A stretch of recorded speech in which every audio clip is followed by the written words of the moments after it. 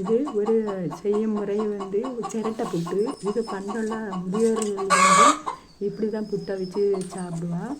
நாங்கள் வந்து ஒரு பானைக்குள்ள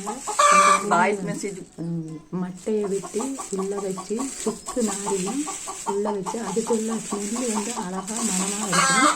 நம்மளுக்கு கொடுக்கறது அதெல்லாம் அவசியம் இல்லை. அதனால் சுக்கு நாரையை வச்சு சிரட்டையில் புட்டு மாவு தேங்காய் புட்டு மாவுக்கு பிறவி அதில் வச்சு இன்றைக்குள்ள டிப்ஸு வந்து அந்த சிரட்டை புட்டு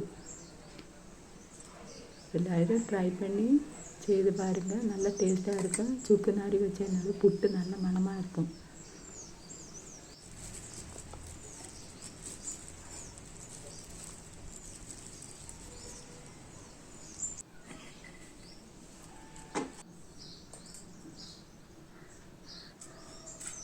ம்